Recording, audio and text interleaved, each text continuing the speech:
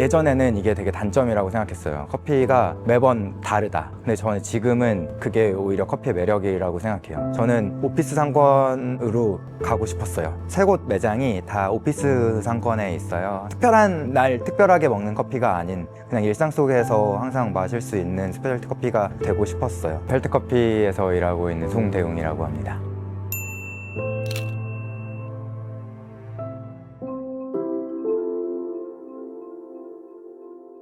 펠트 이름 어떻게 지었냐고 질문을 되게 많이 받는데요. 저는 개인적으로 이름이 그렇게 중요하다고 생각하지는 않았어요. 이제 이름 지을 때 여러 가지 리스트를 적어 놓고 그 중에 뭐 발음이 좋고 적었을 때 예쁘고 이런 걸로 그냥 골랐고, 사실 사람도 마찬가지인데 이름이 멋있다고 해서 멋있는 사람이 아니고 그 사람이 멋있을 때 그 이름이 더 멋있어지는 것처럼 저는 브랜드도 똑같다고 생각해요. 결국에는 어떤 브랜드가 되느냐가 그 이름이 멋있냐 멋없냐는 사실 우리가 하기에 달려 있다고 생각합니다.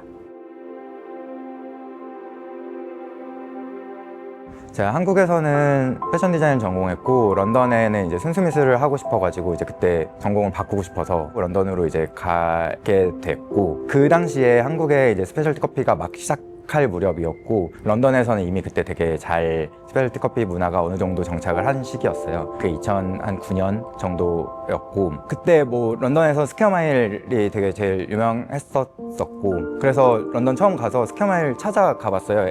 아주 예전이었는데 주소 적힌 대로 갔더니 거긴 그냥 로스팅만 하는 곳이고 커피는 안 판다고 하더라고요. 거기서 제일 가까운 이제 자기들 원두 사용하는 걸어서 갈 수 있는 거리에 있는 카페를 소개시켜줘서 거기 가서 이제 처음으로 커피를 마셨고, 그 당시 한국에서 마셨던 거랑은 좀 다른 느낌이었어요. 그리고 거기서 플랫화이트라든지 이런 메뉴들도 되게 신선한 메뉴였고, 한국에서는 저는 그 전에 접해본 적 없는 메뉴였어가지고 돼요. 그리고 그 농장에 대한 소개나 뭐 품종에 대한 소개, 한국에서는 그냥 커피가 뭐 콜롬비아, 케냐 약간 이 정도 분류만 있었다면 농장별로 분류가 되게 잘 돼 있고 그 농장주들에 대한 설명이나 농장에 대한 설명 이런 것들이 되게 자세하게 나와 있고 거기에 대해서 되게 매력을 느꼈던 것 같아요. 그 커피에 대한 고민은 항상 많이 했었어요. 커피의 매력이 뭘까? 뭐 이런 고민들 많이 했었는데, 사실 뭐 처음 접하는 사람이 막 그렇게 맛있는 음료는 아니잖아요. 막 예를 들면 콜라나 뭐 그런 직관적으로 맛있는 음료들이 많이 있는데 커피는 직관적으로 맛있는 음료는 아니죠. 나이가 이제 좀 들면서 거기에 매력을 느끼는 건데, 예전에는 이게 되게 단점이라고 생각했어요. 커피가 매번 다르다. 근데 저는 지금은 그게 오히려 커피의 매력이라고 생각해요. 와인이나 음료 같은 경우에는 사실 집에서 그냥 전 세계 어디에서나 마시면은 다 똑같은 맛이 나잖아요. 근데 커피는 왜 그렇지 못할까? 커피는 농장마다 매년 같은 농장에서 같은 품종의 커피를 사도 그게 또 어떻게 로스팅했냐, 어떻게 추출했냐에 따라서 맛이 계속 달라지는데, 처음에는 그것 때문에 되게 스트레스를 많이 받았는데 저는 요즘에는 그 부분이 되게 매력적인 것 같아요. 근데 아이러니하게도 이제 저희가 매장에서 퀄리티 컨트롤이라고 하는 것은 그거를 최대한 다름을 적게 가져가야지 되는 거거든요. 그런 부분도 저는 되게 재밌는 것 같습니다. 네.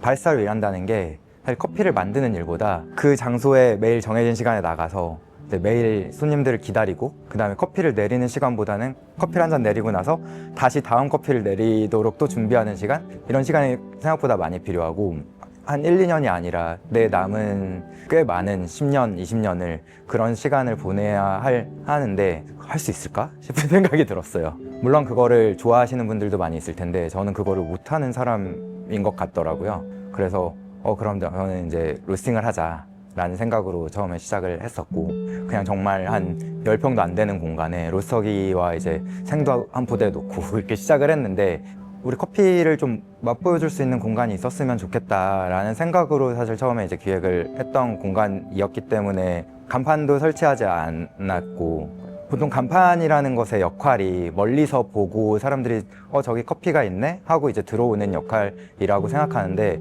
그 위치에 간판이 있을 필요가 별로 없다고 생각을 했었고, 그래서 그냥 지나가다가 오는 사람보다는 찾아오시는 분들이 더 많지 않을까라는 생각으로 했던 거고, 저희가 쇼룸이라고 이름을 붙였었는데 그 당시에 저는 패션 전공을 해서 패션 브랜드들은 다 쇼룸이라는 개념이 있었어가지고 거기서 좀 착안을 했었고, 카페라는 공간보다는 펠트를 이제 체험할 수 있는 공간? 이라는 생각으로 만들었기 때문에, 그리고 거기서 큰 수익을 기대를 하지는 않았었어요. 뭐 큰 돈을 벌진 못하겠지만 약간 먹고 살 수는 있지 않을까라는 생각으로 시작을 했습니다.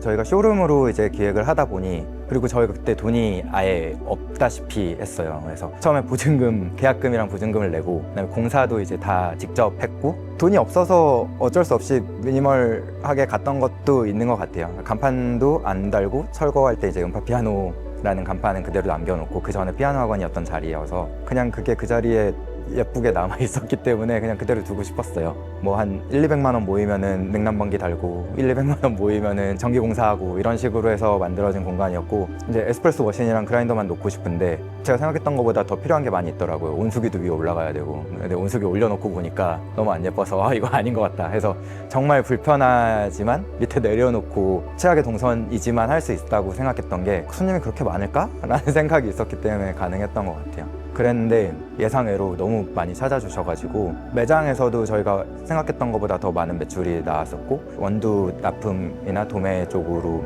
연락을 주시는 분들도 많았어가지고 한 1, 2년 동안에 꽤 많이 성장했던 것 같아요. 저희가 할 수 있는 작은 규모에서 최대한의 효과가 났다고 생각합니다. 그때 저도 이제 주변에 제보를 많이 받았어요. 창전동 오픈하고 한 1년 뒤쯤에 저 사진을 보내주는데, 정말 난 펠트인가? 싶을 정도로 똑같은 카페들이 몇몇 있더라고요. 뭐 메뉴판도 똑같은 경우도 있었고, 스피커라던가 저희 LP로만 플레이 했었는데 그 LP를 이제 꽂아 놓는 거라던가 이런 것까지 똑같은 카페들이 꽤 많이 생겨서, 저는 기분이 좋았어요. 오히려 저희가 그때 뭐 의도했건 안 했건 이제 미니멀하게 이제 카페가 됐었는데, 그걸 따라 한다는 거는 그게 굉장히 마음에 들었다고 생각이 들어서, 저는 그 디자인만이 사실 펠트를 보여주는 거가 아니라고 생각했기 때문에 거기서 전혀 기분이 나쁘거나 하지 않았고, 저희는 당연히 그거 말고도 더 보여줄 수 있는 것들이 많기 때문에 저는 오히려 기분이 좋았던 것 같아요. 그때.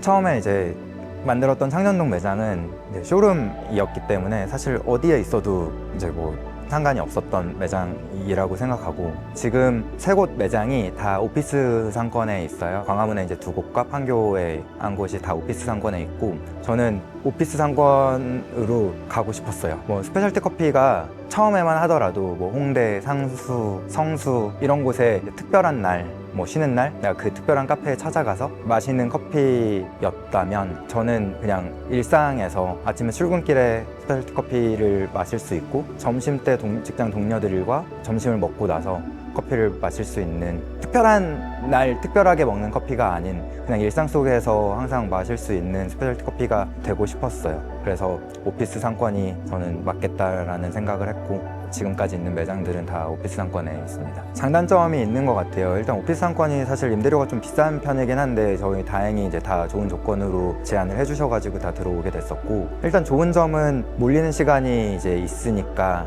확실히 러시타임이 있어서 인력 운영이 조금 더 효율적이다라는 게 저는 조금 장점인 것 같아요. 라면, 컵라면 먹을 때 제일 맛있게 먹는 게 이제 뭐 수영을 한다거나 등산 후에 먹는 컵라면, 한강에서 먹는 라면, 이게 맛있잖아요. 근데 그 똑같은 컵라면이어도 언제 어떤 시간에 누구와 어디서 먹느냐가 사실 그 맛에 되게 좌우한다고 생각을 해요. 그래서 저는 카페 공간이 주는 그런 것들이 그냥 예쁘고 편안하고 뭐 이런 게 끝이 아니라 커피 맛에 영향도 많이 줄 수 있다고 생각이 들고, 최대한 좀 펠트에서 마셨던 커피가 맛있게 느껴질 수 있는 공간을 만들려고 항상 생각을 하는 것 같아요. 인테리어 기획할 때. 저희 그 커튼 가지고 되게 많이들 궁금해 하시는데 어떻게 커튼을 잘 생각을 했냐. 근데 처음에는 굉장히 그냥 실용적인 목적으로 커튼을 생각을 했던 거였거든요. 코로나 때 저희가 오픈을 했는데 그때 인건비가 굉장히 많이 오른 상태였고, 이게 벽 마감을 하려면은 실내 목공이 들어와서 목공 마감을 해야 되는데, 커튼은 바로 다 해와서 커튼 봉만 설치해 놓으면은 이제 달 수 있으니까 커튼으로 해보면 어떨까라고 그런 얘기가 나왔고, 그래서 커튼으로 했어요. 근데 커튼이 이렇게 비싼 줄은 몰랐어요. 근데 물론 이제 공사하는 것보다는, 목공 공사보다는 적게 나왔지만 생각보다 비싸더라고요. 커튼을 좀 시즌별로 바꿔보고 싶었는데 아직은 빨간색을 유지하고 있습니다. 제가 처음 이제 커피 생산지에 갔던 게 지금 딱 10년 전이에요. 2015년도 초에 이제 코스타리카에 처음으로 갔었고, 첫 번째 간 이유는 너무 궁금하다. 내가 쓰는 재료가, 내가 쓰는 커피가 어디서 누가 어떻게 재배하고 어떤 프로세싱을 거치는지 책으로만 배웠지 사실 본 적은 없으니까 정말 너무 궁금해서 순전히 호기심으로 갔고, 지금 10년 차 이제 매년 방문을 하고 있고, 물론 이제 경제적인 것도 고려를 안 할 수는 없죠. 생두를 뭐 조금이라도 싼 게 구할 수 있는 부분도 있고, 뭐 좋은 생두를 이제 거기서 고를 수 있는 부분도 있는데, 그것보다 저는 제일 중요한 거는 처음에 말했던 그런 호기심인 것 같아요. 어떤 농부가 어떤 곳에서 어떤 마음을 가지고 어떤 식으로 재배를 하는지, 그리고 산지에서만 알 수 있는 것들이 또 있어요. 품종에 대한 트렌드라던가 아니면 프로세스에 대한 트렌드라던가 이런 것들이 가지 않으면 사실 배우기 어려운 부분이고, 첫 해 갔을 때 커피에 대해서 이제 다 아는 것 같아 했는데 두 번째 갔더니 아니네? 하고 세 번째 가고 이제 10년 차 갔는데 오히려 첫 해 갔을 때보다 지금 더 모르는 부분이 더 많이 생긴 것 같아요. 더 궁금증도 많이 생겼고, 그래서 항상 저는 배우러 가는 것 같아요. 매장 확장하는 게 항상 되게 어렵더라고요. 그걸 결정한다는 것 자체가 뭐 쉬운 일은 아니고, 그래서 저희 펠트가 한 번에 뭐 매장을 빠르게 확장하는 브랜드도 아니고 한 번에 이제 뭐 반짝하는 브랜드이기보다는 좀 오래오래 갈 수 있는 브랜드가 되었으면 좋겠다는 생각이 있어요. 처음부터 이제 그런 마음으로 브랜드를 오픈했었고, 저희는 한 번도 다른 카페랑 차별점을 둬야겠다라고 생각하고 뭘 결정하거나 뭔가를 하진 않았어요. 그냥 항상 저희가 제일 잘하는 일, 제일 좋아하는 일, 그런 일들만 그냥 꾸준히 매일매일 해왔을 뿐이고, 해서 지금도 빨리 매장을 뭐 확장하는 것보다는 하나씩 조금씩 성장해 나가는, 오래오래 갈 수 있는 브랜드가 되었으면 좋겠어요. 그래서 동료들이 같이 가정을 이루고 살아가는데 그 가정들을 다 서포트하고 할 수 있는 그런 회사가 될 수 있으면 좋겠다라는 게 큰 목표인 것 같습니다.